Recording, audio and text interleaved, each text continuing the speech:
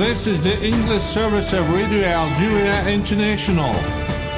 It's time for the news. The annual meetings of the Islamic Development Bank 2025 held from 19 to 22 May at the Abdelatif Rahal International Conference Center here in Algiers under the high patronage of the President of the Republic, Mr. Abdelmajid Tebboune, ended with bold recommendations.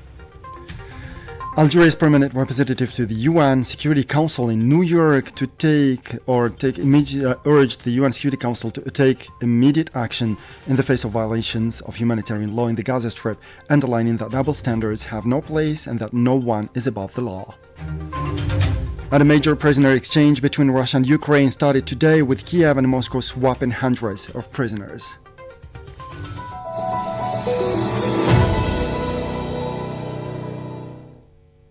Those were the headlines, and now the news in detail from Radio Algeria International. First in our news, the annual meetings of the Islamic Development Bank 2025 held from the 19th to the 22nd of May at the Abdelatif Rahal International Conference Center here in Algiers, under the high patronage of the President of the Republic, Mr. Abdelmajid Tebboune, ended yesterday with bold recommendations taken.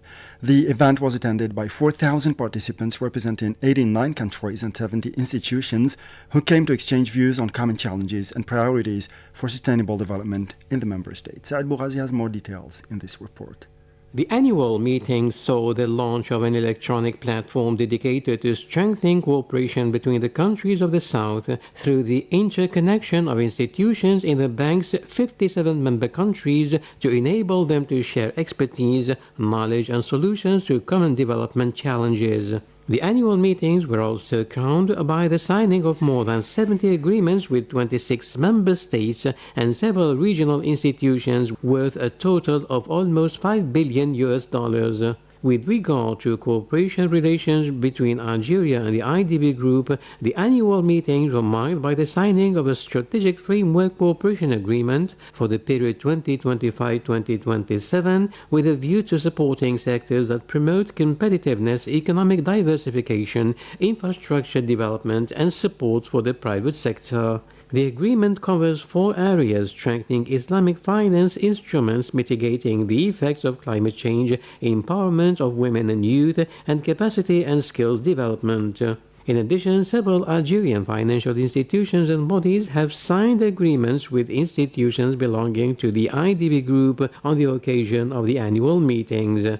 At a press conference held at the end of the meeting, the Minister of Finance and Chairman of the Board of the IDB Group, Abdelkarim Bouzred, said that the annual meetings had been a great success, exceeding expectations in a number of respects, notably in terms of organization, the content of the activities and conferences, and the quality of the debates held over the 4 days. For his part, the President of the IDB Group, Mohamed Suleiman El Jasser, thanked the President of the Republic, Abdelmajid Tebboune, for his sponsorship of this international economic event and expressed his satisfaction at the good conditions in which the meetings were held, which were marked by conviviality, calm, and efficiency. And on the sidelines of the annual meetings of the Islamic Development Bank, the Algerian Minister of Knowledge, Economy, Startups and Micro-Enterprises, Nuruddin Wadah, spoke to Radio Algeria International about how the private sector, notably startups, could contribute to the technological development of the bank the same way the bank is supporting the private sector. In our belief, today the startups, which are private sector, are the main companies mastering the technology, especially in financial technology. So the private sector is the provider of the technology, and the banks can be the customers for this. So boosting the fintechs, promoting the startups in the financial technology is very important, because this private sector will work closely with the public banks or the international banks in order to digitalize the financial circuit, in order to introduce new technology, especially artificial intelligence and blockchain, used today everywhere in the world in the sector, financial sector, to make payment easier and so to make the payment more secured. And on the second day of his visit to the 3rd Military Region on Thursday, the Minister Delegate to the Minister of National Defense and Chief of Staff of the National People's Army, Army General Saad Chingriha, supervised the execution of a tactical exercise with live ammunition entitled Al-Hisn Al-Mani' 2025, carried out by units from the Southern Operational Sector of Tindouf, supported by units from various forces and arms, according to a press release from the Ministry of National Defense. And the Minister for Internal Trade and Regulation of the National Market, Tayyip Zitouni, has arrived in Nouakchott, Mauritania for a working visit during which he will preside over the opening of the 7th edition of the Fair of Algerian Products in Mauritania, according to a press release from the ministry. At the start of the visit, for which he was appointed by the President of the Republic, Mr. Abdelmajid Tebboune, the minister held bilateral talks with the Minister of Trade and Tourism, Zainabou Ahmed Nan, with whom he examined ways of strengthening cooperation between the two countries, according to the same release. And Algeria's permanent representative to the United Nations, Ammar Benjama, has called on the members of the UN Security Council in New York to take immediate action in the face of the violations of humanitarian law in the Gaza Strip, underlining that double standards have no place and that no one is above the law. And Ms. Jean, the failure to protect civilians is not the result of lack of norms. It is a failure of will. The rules exist. What is lacking is the political will, is the political courage to enforce them. We must collectively reaffirm that international humanitarian law is not negotiable. It is the last shield for the innocent amid the horror of war. We owe it to the victims to ensure that these rules are upheld. All victims deserve justice, deserve accountability. Respect for international humanitarian law must not be the exception. It must be the rule. Mr. Benjama said that Algeria, with the support of the Arab group, intends to circulate a very precise draft text on the humanitarian situation in Gaza, as well as on access to and the distribution of humanitarian aid throughout the Strip. A draft resolution presented by Algeria and other countries on the inclusion of the State of Palestine in the framework of the international health regulations and the enshrinement of its participation within the World Health Organization (WHO) has been adopted by an overwhelming majority during the 78th session of the World Health Assembly, according to a press release from the National Agency for Health Security (ANSS). More details in this report by our colleague Saad Bougazi. As of 22nd May 2025, during the proceedings of the 78th session of the World Health Assembly, Algeria, Bahrain, Brunei, Tanzania, China, Egypt, Indonesia, Iran, Iraq, Jordan, Kuwait, Libya, Malaysia, Namibia, Nicaragua, Saudi Arabia, South Africa, the Sultanate of Oman, Pakistan, Palestine, Qatar, Thailand, Turkey, Ukraine, the United Arab Emirates, the United States of America, and Tunisia submitted a draft resolution to include the State of Palestine in the framework of the IHR 2005 and to enshrine its participation in the World Health Organization in accordance with its recognized status within the United Nations, said the ANSS press release. However, the Zionist entity attempted to oppose this resolution by putting forward arguments relating to the non-recognition of Palestine as an independent state, but the Assembly decided to proceed to a vote in which 144 members took part. The draft resolution was adopted by an overwhelming majority of 112 votes in favor, including that of Algeria, represented by Professor Kamal Zanhaji, president of the ANSS, against 2 votes against and 19 abstentions. The WHO General Assembly had previously adopted the resolution proposed by the Arab group at the same 78th session. This resolution called for the lifting of the blockade and restrictions on the delivery of medicines and medical supplies, the guarantee of the free movement of patients, and the strengthening of the Palestinian health system. And yesterday, on the second day of the annual seminar on the Special Committee of Decolonization C24 held in Dili, Timor-Leste, several delegations reaffirmed their unwavering support for the struggle of the Sahrawi people for the full exercise of their right to self-determination. They also expressed their deepest concern about the blatant violations of human rights in the occupied territories of Western Sahara and the plundering of its natural resources by Morocco. The details with our colleague Said Bougazi.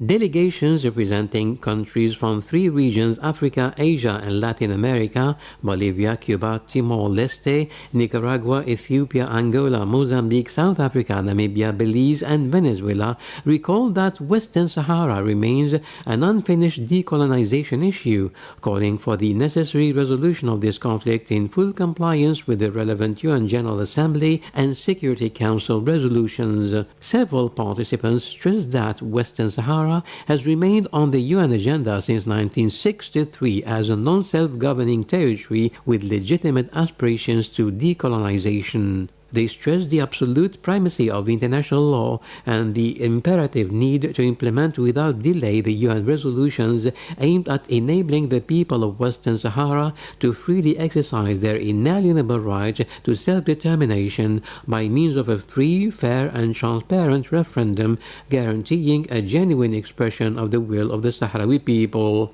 In conclusion, these same delegations strongly advocated direct negotiations without preconditions between the 2 parties to the conflict, the Polisario Front and Morocco, placing the right to self-determination of the people of Western Sahara at the very heart of the resolution of this dispute, thus establishing it as a sine qua non condition, the essential foundation and the ultimate goal for the resolution of this conflict. For its part, the Algerian delegation, through the Director General of Multilateral Relations at the Ministry of Foreign Affairs, Abdelghani Marabat, reaffirmed with conviction that Algeria, having itself endured the horrors of colonization, could never abandon its unwavering support for just causes. In this regard, he reiterated Algeria's unconditional and unwavering support for the legitimate right of the Sahrawi people to exercise their inalienable right to self-determination, while deeply deploring the lack of tangible progress in holding a free referendum in Western Sahara in line with UN General Assembly Resolution 1514. And in the war-torn Gaza Strip, 16 people were murdered today in Zionist airstrikes in several areas of the Palestinian territory, the Palestinian News Agency WAFA reported, coordinating the civil defense of the Gaza Strip. And the Sudanese armed forces have announced that they have discovered mass graves containing 465 bodies in the area of Al Salha during a mine clearance operation in the southern areas of Omdurman, the twin city of the capital Khartoum.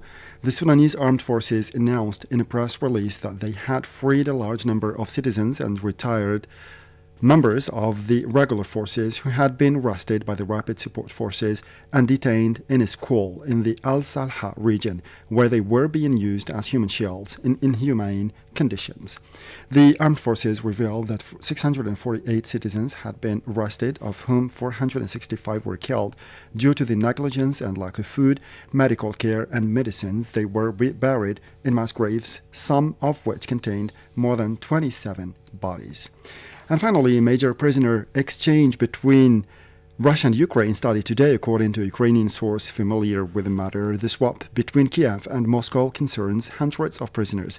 As with previous exchanges, Ukrainian and Russian authorities were not expected to publicly state that it was taking place until after it had been completed. However, U.S. President Donald Trump broke that convention today, announcing the swap on social media as it was unfolding. The agreement to release 1,000 prisoners on each side was the only significant outcome of the meeting between Kiev and Moscow in Istanbul last week, which marked the first time the two sides have met directly since soon after Russia's full-scale unprovoked military operation in Ukraine in February 2022. With this last piece of news, we come to the end of this news bulletin for today. Time now for a special program compiled and presented by my old colleague Assia Bekar with the acting CEO of the IDB at the end of the IDB's meetings that were held here in Algeria over last week. With this, we come to the end of it. We'll meet again tomorrow for a fresh edition of our news bulletin in English. Thank you for joining and see you. Bye-bye.